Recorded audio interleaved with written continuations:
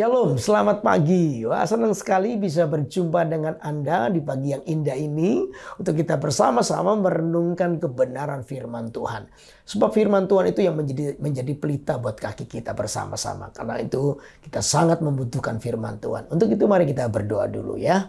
Terima kasih ya Tuhan, hari ini biar firman-Mu berbicara buat kami.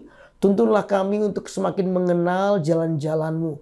Beri hati kami yang mau menuruti firman Allah dengan rendah hati kami, menerima teguran dengan rendah hati kami, menerima arahan sehingga jalan kami adalah berada di jalan-jalan-Mu. Terima kasih buat waktu ini, kami serahkan semua dalam tangan-Mu. Dalam nama Yesus kami berdoa. Haleluya. Amin. Amin. Nah saudara, firman Tuhan akan kita baca di Amsal pasal 13 ayat 12. Amsal pasal 13 ayat 12. Harapan yang tertunda menyedihkan hati, tetapi keinginan yang terpenuhi adalah pohon kehidupan. Saudara, harapan yang tertunda dikatakan menyedihkan hati. Ini adalah sebuah pernyataan di mana setiap Anda dan saya itu selalu memiliki pengharapan.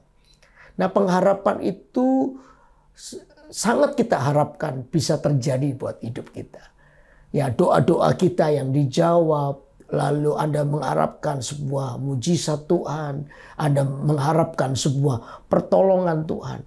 Tapi Alkitab jelas berkata bahwa harapan yang tertunda itu menyedihkan hati. Ketika harapan itu belum datang dalam hidup Anda, kadang-kadang itu menyedihkan hati. Ya, lalu tetapi keinginan yang terpenuhi adalah pohon kehidupan. Nah, sekarang kita akan pelajari dulu tentang harapan yang tertunda. Nah, saudara, di dalam hidup kita yang sesuai dengan kebenaran firman Tuhan, maka firman Allah ini banyak penuh dengan janji di dalam hidup Anda dan saya. Nah, janji Tuhan yang datang dalam hidup kita sampai kepada penggenapannya itu butuh waktu, butuh ruang. Karena itu saudara, nah di dalam janji, dari janji sampai penggenapan, disitulah ada ruang namanya ruang tunggu. Nah, disitulah harapan, kerinduan, doa-doa kita sedang berjalan. Nah, ketika kita masuk di dalam ruang yang namanya ruang tunggu itulah, maka kita harus punya prinsip kehidupan. Kalau tidak, kita ini akan mudah kepahitan. Kita akan mudah kecewa. Kita akan mudah untuk marah dengan Tuhan. Karena apa? Kita tidak sabar. Di ruang tunggu itu tidak sabar. Makanya itu saudara, pagi ini mari kita akan pelajari bahwa pergumulan kehidupan, pergumulan iman antara janji dan penggenapannya itu ada masa yang namanya masa menunggu. Karena begini, waktu Tuhan dengan waktu kita itu berbeda. Kita ini maunya cepat, tapi Tuhan itu punya waktu dengan kita. Waktu untuk apa? Supaya ketika Anda diberkati, Anda adalah orang yang siap diberkati. Karena ada banyak orang yang tidak siap diberkati. Justru ketika mendapatkan berkat malah meninggalkan Tuhan. Hatinya nggak siap. Makanya itu saudara, Tuhan tuh berikan satu ruang. Untuk apa? Kita menunggu dengan sabar. Dari janji sampai dengan penggenapannya. Nah, untuk itu mari kita coba lihat beberapa prinsip ini. Yang pertama adalah ini. Tuhan tidak pernah menolak harapan orang benar. Amin. Tuhan tidak pernah menolak harapan orang benar. Jadi Anda berharap kepada Tuhan itu boleh-boleh saja. Bahkan harus. Bahwa pengharapan kita itu di dalam Tuhan. Anda harus punya prinsip satu ini. Bahwa pengharapanmu itu tidak pernah ditolak oleh Tuhan. Pengharapan kita ada di hati Tuhan. Kenapa Tuhan harus menunggu atau mempersilahkan kita masuk di ruang tunggunya? Karena begini saudara. Karena Tuhan itu menunda sebuah mujizat mungkin. Menunda untuk menjawab doa Anda. Karena Tuhan itu ingin melihat hati kita. Di dalam Mazmur 37. Coba perhatikan ya. Mazmur 37. Kita baca ya. Mazmur 37 ayat yang ke-7. Mazmur 37 ayat yang ke-7 dikatakan begini. Ya. Berdiam dirilah di hadapan Tuhan dan nantikanlah Dia. Jangan marah karena orang yang berhasil dalam hidupnya. Karena orang yang melakukan tipu daya. Jangan marah, tetapi berdiam dirilah di hadapan Tuhan dan nantikanlah Dia. Tuhan itu menguji hati kita. Supaya hati kita ini kedapatan murni di hadapan Tuhan. supaya hati kita ini betul-betul teruji oleh waktu situasi. Makanya itu Tuhan mau setiap kita itu menjadi orang yang sabar di dalam penantian itu. Masa tunggu itu tanpa sadar membentuk karakter Kristus dalam hidup kita. Tapi ingat prinsip satu ini, bahwa Tuhan tidak pernah menolak pengharapan Anda. Amin. Tuhan hanya menguji hati. Tuhan melihat hati kita. Nantikanlah Tuhan. Ayo belajar untuk bersabar. Belajar untuk tetap percaya kepada Tuhan ketika harapan itu belum datang. Tapi satu prinsip ini, bahwa Tuhan tidak pernah menolak pengharapan Anda. Amin. Lalu yang kedua apa? Yang kedua adalah dikatakan penundaan bukan sebuah penolakan. Tidak selamanya penundaan itu sebuah penolakan, tidak. Karena Tuhan ini mempersiapkan kita. Artinya begini saudara, penundaan berkat Tuhan datang dalam hidup kita itu Tuhan sedang mempersiapkan Anda untuk melihat kemuliaan yang jauh lebih besar. Tuhan itu selalu bergerak dengan waktunya. Tuhan selalu bergerak dengan planningnya, rencananya. Rencana Tuhan ada dalam hidup kita adalah rencana kehidupan, bukan kematian. Tuhan tidak pernah merancangkan kegelapan dalam hidup Anda dan saya. Karena itu penundaan itu adalah cara Tuhan untuk tadi yang poin satu, menguji hati kita. Penundaan adalah cara Tuhan untuk meletakkan karakter Kristus dalam hidup kita. Penundaan adalah cara Tuhan untuk supaya Anda dan saya tetap percaya kepada Tuhan. Penundaan itu adalah sebuah cara Tuhan untuk kita itu tidak berpaling kepada yang lain. Supaya kita tetap percaya di tengah-tengah pengharapan yang belum terjadi dalam hidupmu. Anda masih tetap mengasihi Tuhan atau tidak?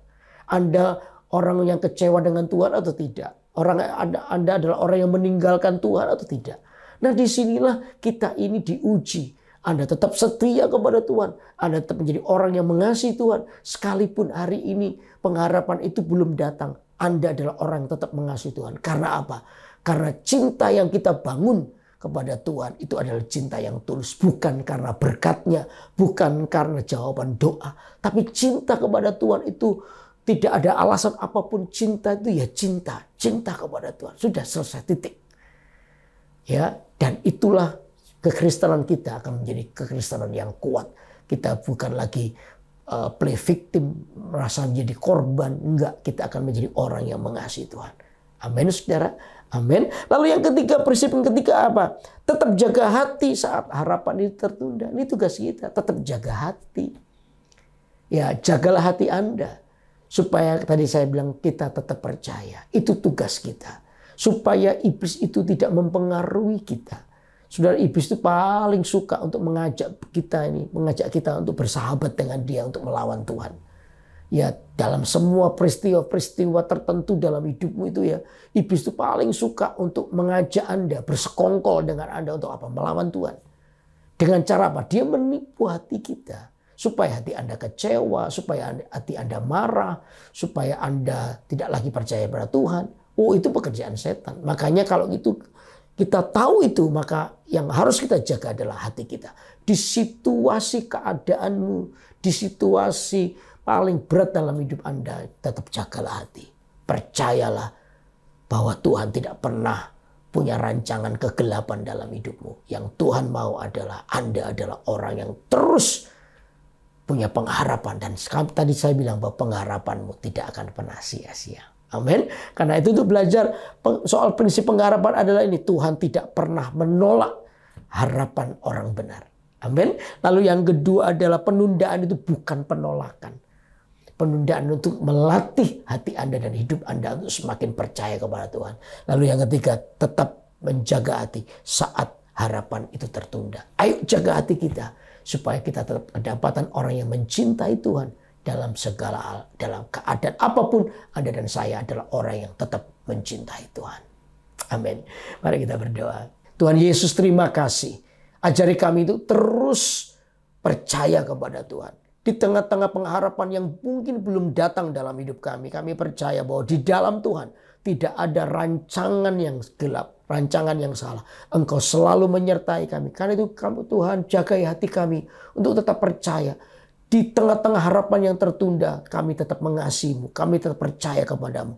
Kami percaya ya Tuhan bahwa di balik semua itu kami akan melihat kemuliaan yang jauh lebih besar lagi dalam hidup kami. Terima kasih Tuhan, berdoa untuk teman-teman yang lagi mengalami sesuatu, persoalan hidup mereka, kuatkan hati mereka. Orang-orang yang sakit, kuatkan pengharapan mereka. Kami percaya di dalam Engkau selalu ada jalan keluar. Di dalam nama Yesus kami berdoa. Haleluya.